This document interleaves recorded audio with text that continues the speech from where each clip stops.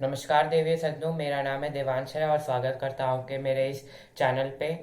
ये मेरे इस चैनल का 6th वीडियो है। और चलिए आज के टॉपिक का शुरुआत करते हैं। तो आज का टॉपिक है व्हाट इज स्टॉक मार्केट। तो चलिए डिस्कस करते हैं आज के टॉपिक को। तो उस आज के टॉपिक को स्टार्ट करने से पहले मैं आप सभी को वसंत पंचमी की बहुत बहुत बधाइयाँ देना चाहता हूँ। और मैं आशा करता हूँ आपका आज का दिन बहुत मंगलमय बीता हो। तो चलिए आज का टॉपिक का शुरुआत करते हैं कि डिस्कस करते हैं व्हाट इज स्टॉक मार्केट। तो उसको समझने पहले हमें समझना पड़ेगा कि शेयर्स क्या होता है। तो चलिए स्टार्ट करते हैं कि शेयर्स क्या होता है। तो जैसे मान लीजिए कोई ABCD कंपनी है। पहले तो हम ये नहीं डिस्कस करते, कोई एक और टॉपिक है। जैसे आपके पास कोई सेविंग, जैसे आप अगर जॉब करते होंगे तो आप जरूर से सेविंग करते होंगे। तो उस सेविंग को इन्वेस्ट करने के लिए जैसे आपकी मान लीजिए 20 लाख पर एनम की या पर ईयर की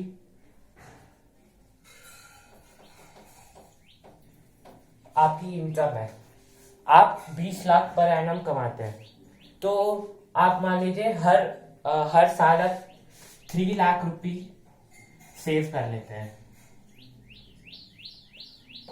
3 लाख रुपए सेव करते हैं और ये आप 10 सालों तक सेव करते रहते हैं। तो ये 10 साल के बाद ये कन्वर्ट हो जाती है 30 लाख पे।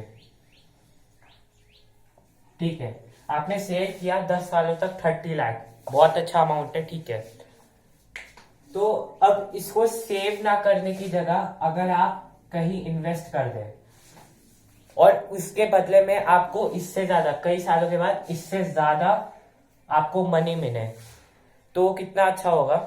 तो ऐसे ही कई सारे तरीके हैं। उनमें से एक तरीका होता है स्टॉक मार्केट। और भी तरीके होते हैं जैसे FD वगैरह, या फिर रियल एस्टेट में इन्वेस्ट कर सकते हैं आप।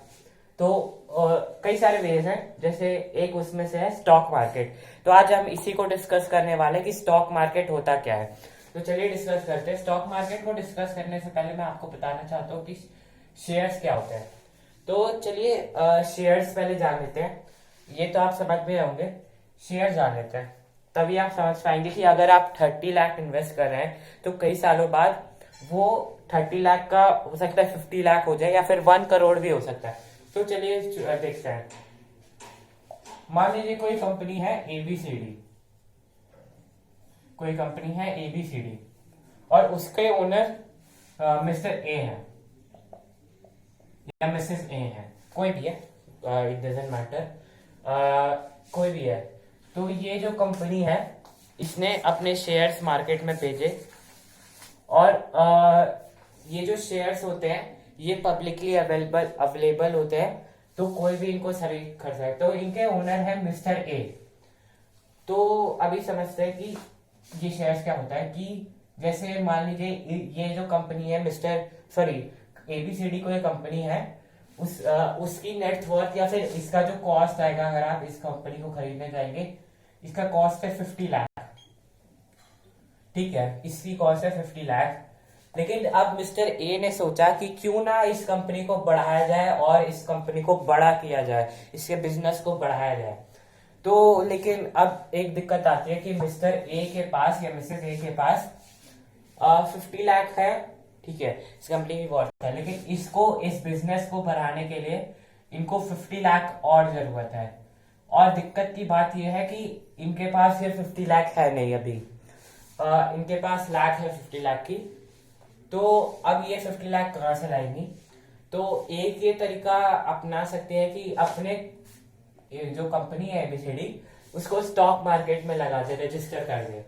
तो उससे क्या होता है आइए समझते हैं। कि जैसे आप ये मिस्टर ABCD इसने स्टॉक मार्केट में अपना कंपनी को रजिस्टर कराया, तो अब ये स्टॉक मार्केट में क्या करेंगी कि अपने कंपनी के कई सारे शेयर्स लगा देंगी।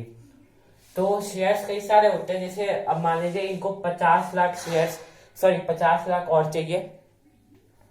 तो ये क्या करेंगे कि 1 rupees per share, 1 rupees per share के हिसाब से फॉर 50 लाख शेयर्स।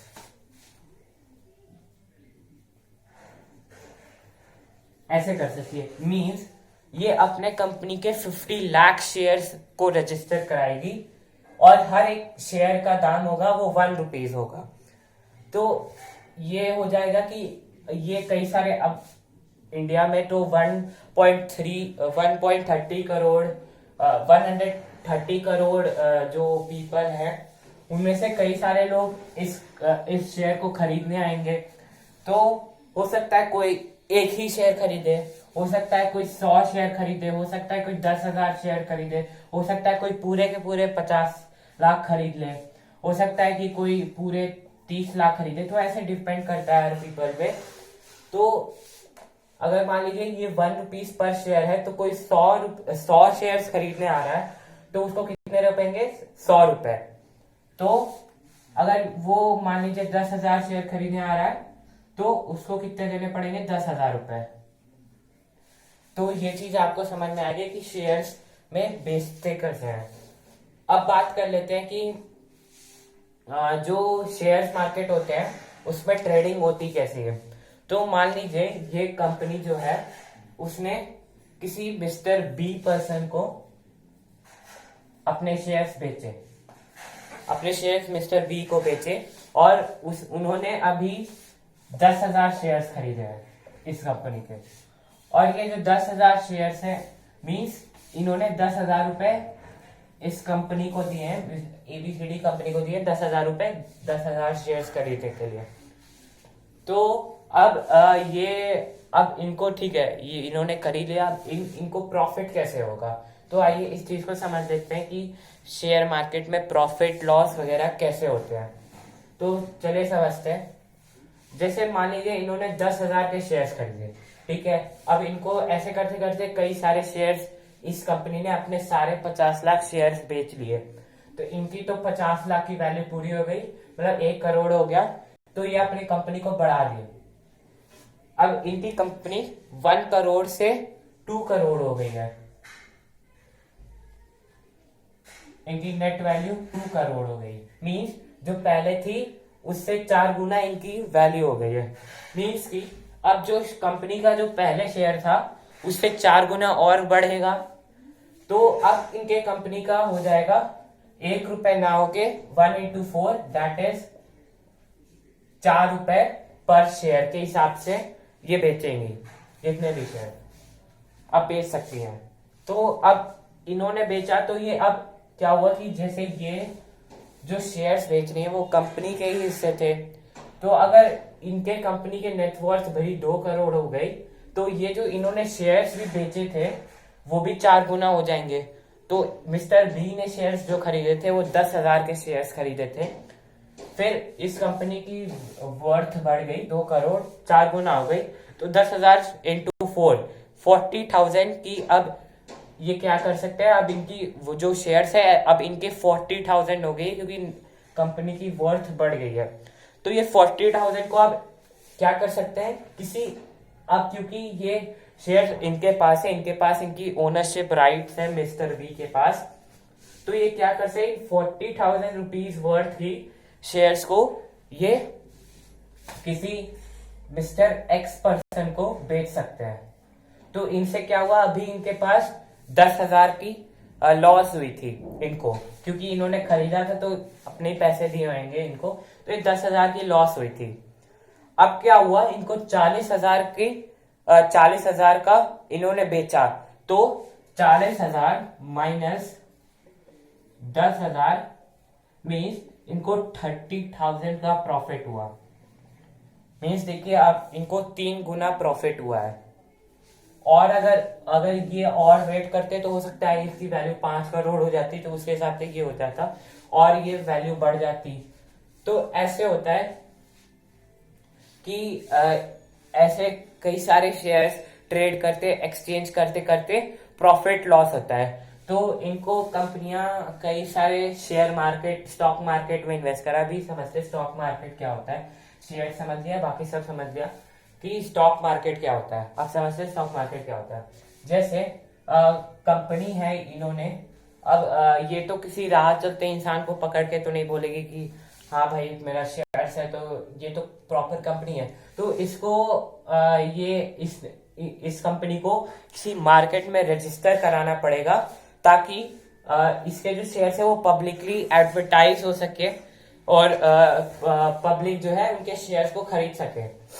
तो ऐसे कई सारे मार्केट हैं, जैसे नेशनल स्टॉक एक्सचेंज मार्केट जो कि दिल्ली में है, और एक बॉम्बे स्टॉक एक्सचेंज मार्केट, ये बॉम्बे में है ऑब्वियसली, ये दिल्ली में है, ये बॉम्बे में है। तो जैसे इसमें इधर इस केस में अभी इनको प्रॉफिट हुआ, मिस्टर बी को प्रॉफिट हुआ। हो सकता है अगर ये कंपनी और इसकी वैल्यू नीचे चली जाती तो इनको लॉस होता, हो सकता है 5,000 में बेचे तो इनको 5,000 का लॉस हो जाता। तो ये जो जैसे मान लीजिए अगर ये कंपनी ने बॉम्बे स्टॉक एक्सचेंज मार्केट में रजिस्टर कराया था अपने आप को, तो इनको 5,000 का लॉस हुआ क्योंकि कंपनी ने नीचे गिर गई, मान लेते हैं। तो अगर 5,000 का लॉस हुआ तो और फिर इस केस में 30,000 का प्रॉफिट हो रहा था, तो ये जो प्रॉफिट लॉस चलता रहता है स्टॉक मार्केट में, बॉम्बे स्टॉक एक्सचेंज मार्केट में, इसको हम लोग सेंसेक्स कहते हैं। ये शब्द आपने कई बार सुना भी होगा। तो पहले मैं भी इसमें कंफ्यूज होता था कि सेंसेक्स होता क्या है, तो आज ये पता चल गया कि प्रॉफिट लॉस, जो स्टॉक मार्केट में प्रॉफिट लॉस होता है उसको सेंसेक्स कहते हैं। और स्टॉक मार्केट क्या होता है, जहां पे कंपनियां अपने आप को रजिस्टर कराती है अपने शेयर्स एक्सचेंज करने के लिए या फिर बेचने के लिए। तो आई होप, और एक और चीज है, जैसे आपने रियल स्टेट में ब्रोकर सुना होगा, तो इसमें भी कई तरह के ब्रोकर्स होते हैं जो कि आपको किसी कंपनी से मिलवाते हैं। जैसे आप अगर कोई आप में से कोई किसी ने अभी शिफ्ट हुआ होगा किसी रेंटल प्रॉपर्टी में, आपको रेंट चाहिए कोई घर पे, तो आप जरूर से अगर आपको बहुत तो आपने वो stock broker real estate broker से जरूर मिले होंगे कि वो आपको कोई जो प्रॉपर्टी ओनर है या फिर कोई भी लैंडलॉर्ड है वो आपको उससे मिलवाता है, लैंडलॉर्ड से, ताकि आपके बीच में उससे इजीली कन्वर्सेशन हो सके, आपके और उसके बीच में इजीली डील हो सके। तो उसी तरह स्टॉक मार्केट में लोगों को कुछ मतलब ज्यादा नॉलेज नहीं होती है, तो उसी नॉलेज को प्रोवाइड करने के लिए और कंपनियां और पब्लिक को कंपनी को मिलाने के लिए फाइनेंशियल ब्रोकर होते हैं स्टॉक मार्केट में। तो उनसे आप ये राय ले सकते हैं कि कौन सी कंपनी में इन्वेस्ट करना है, कौन सी कंपनी में नहीं करना है, कैसे इन्वेस्ट करना है, वगैरह वगैरह। तो ये आप आई होप आप आज के इस टॉपिक को जरूर से समझे होंगे, और आज के लिए मैं आपसे अलविदा लेना चाहूंगा। जय हिंद।